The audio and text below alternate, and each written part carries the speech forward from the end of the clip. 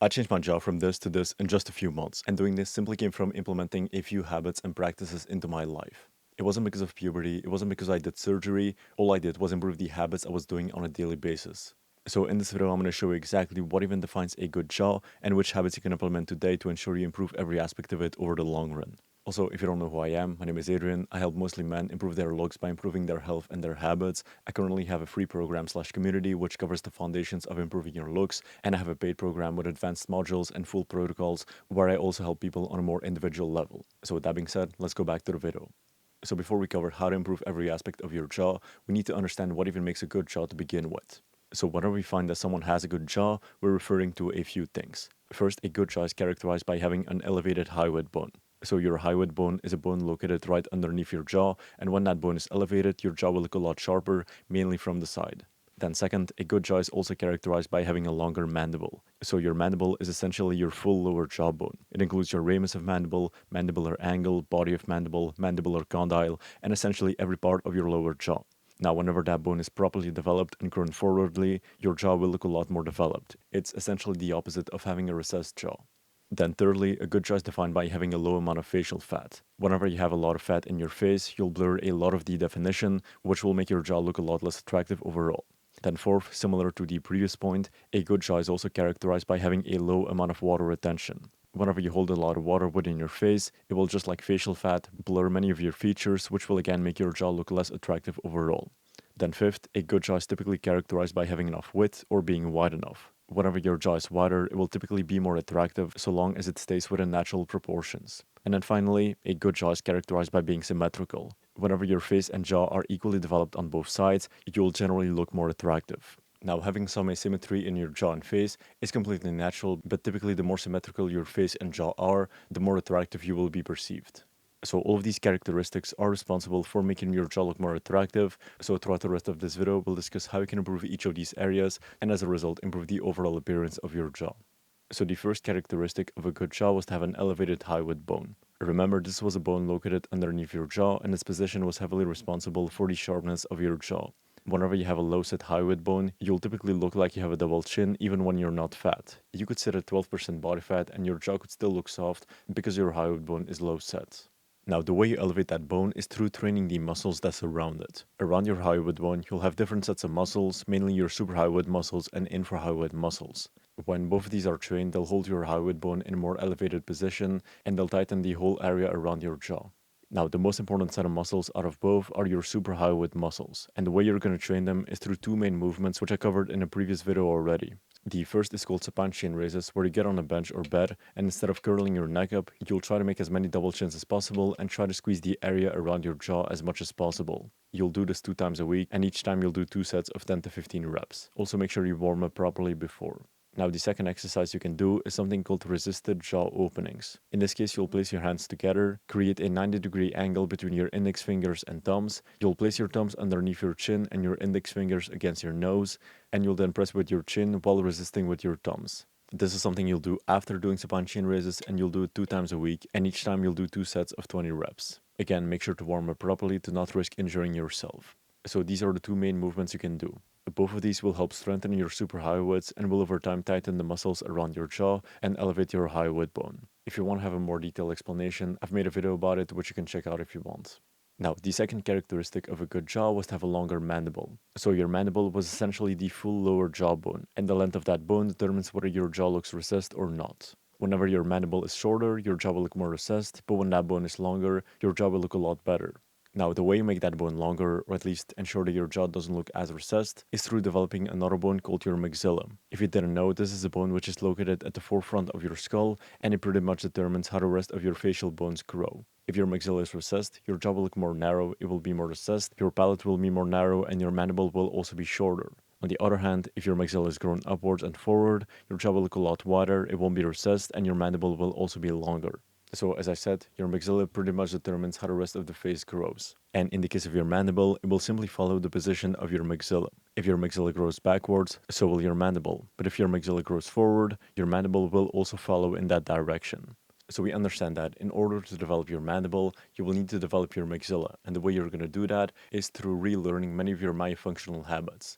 These will include learning to swallow properly, chew properly, breathe properly, and also keep your tongue properly in your mouth. These 4 habits will ensure that you place enough pressure on the sutures of your skull, which will allow your maxilla to grow forward and upwards. If you don't believe that growing new bone and developing your skull is possible, I've made a full video about it which explains it in detail.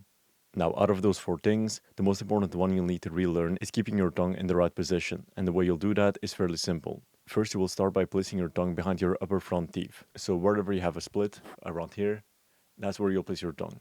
Then what you'll need to do, which will look stupid, but you want to make an over-exaggerated smile and bring it back down to normal afterwards. What you'll realize when you do this is that your tongue will press really hard against the roof of your mouth, and that will be the right position in which you should keep your tongue in. So at first you will have a difficult time keeping your tongue in that position, but over time you'll get more and more used to it and you'll be able to keep your tongue in that position for longer and longer. So that's all you need to know in terms of developing your mandible.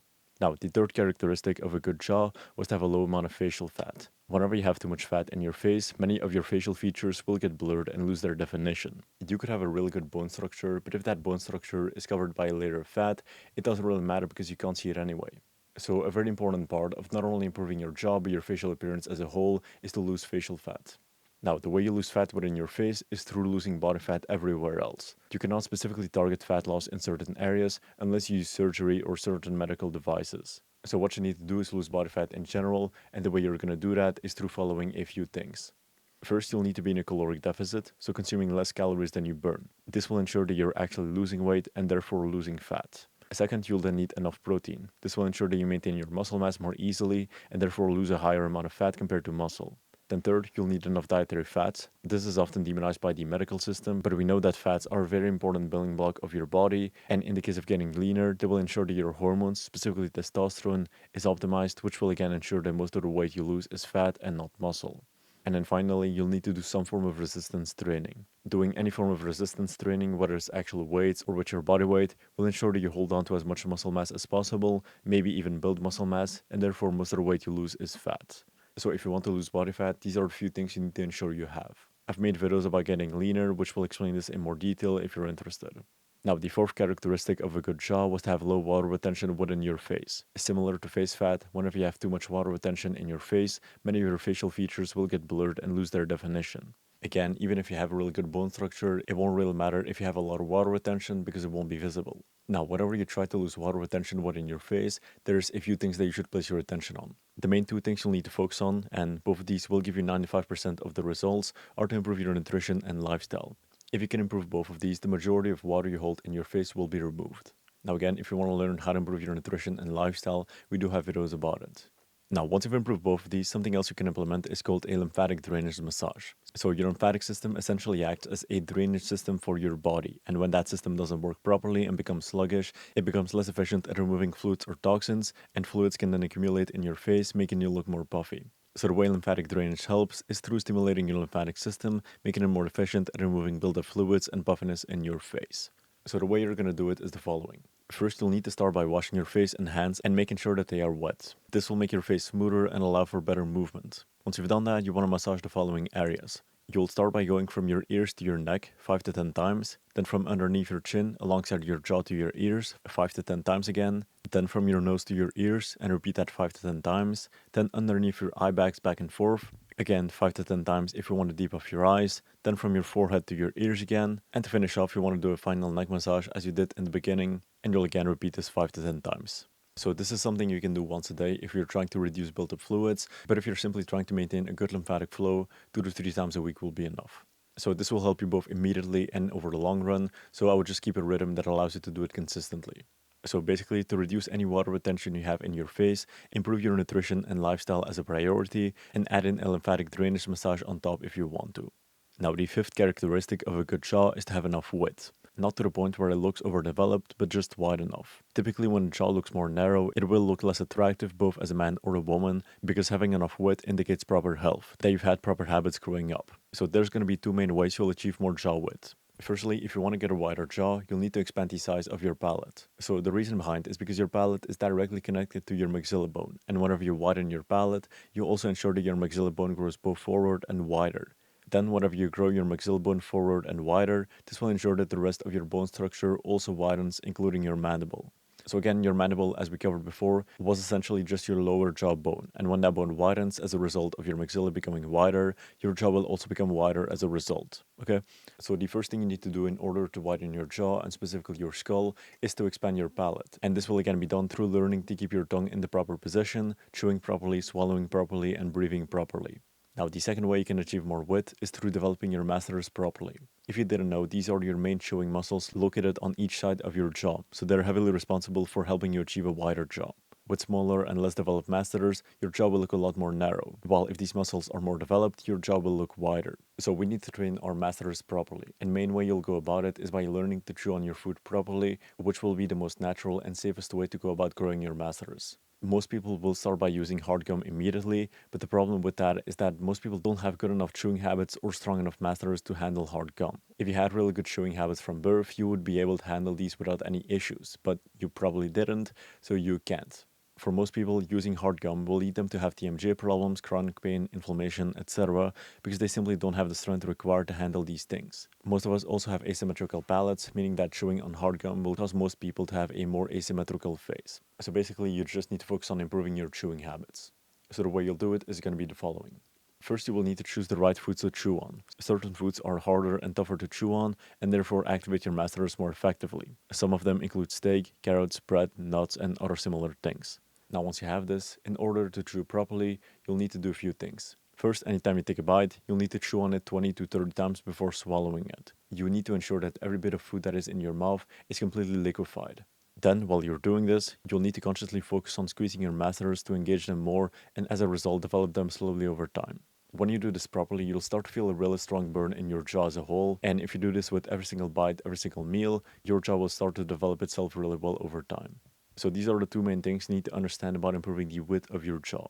First, you'll need to widen your palate in the same way that you would improve your mandible, and second, you'll need to grow your masseters through learning to chew properly. Now finally, the last characteristic of a good jaw was to have a symmetrical jaw. As I said, whenever your jaw and face are equally developed on both sides, you'll typically look more attractive. Now, that of course doesn't mean you should have perfect symmetry. No face will ever be perfectly symmetrical because it isn't physically possible for a face to be 100% symmetrical. Even when you look at world-class models or actors, they'll also have slight imbalances in their face, so all you have to do is fix about 90% of your asymmetries and you'll be good. Now, in order to make your jaw more symmetrical, you'll simply need to adopt a few habits which we've covered before already. Firstly, you'll need to chew with an equal amount of food on both sides of your mouth. This will ensure that both the sides of your masseters equalize and the symmetry of your skull improves. And second, you'll need to keep proper tongue posture, which will also allow you to make your jaw more symmetrical over time. So to have a more symmetrical face over time, improve both your chewing habits and tongue posture, which we both covered before. So this is basically all you need to know to improve the appearance of your jaw. To give you a recap, in order to improve your jaw, you'll need to elevate your hyoid bone, develop your mandible, lose facial fat, lose facial water retention, widen your jaw, and make it more symmetrical. And the way you'll achieve that is through training your suprahyoids twice a week, keeping proper tongue posture, chewing properly, breathing properly, swallowing properly, improving your diet, improving your lifestyle, getting lean, and potentially doing a lymphatic drainage massage. So that's all you have to know. Thank you for watching. If you find all of this stuff interesting and you want to learn more, remember we both have a free program if you want to learn the basics and a paid program if you're really serious about improving your looks, health, and habits. Thank you for watching, and I'll see you next time.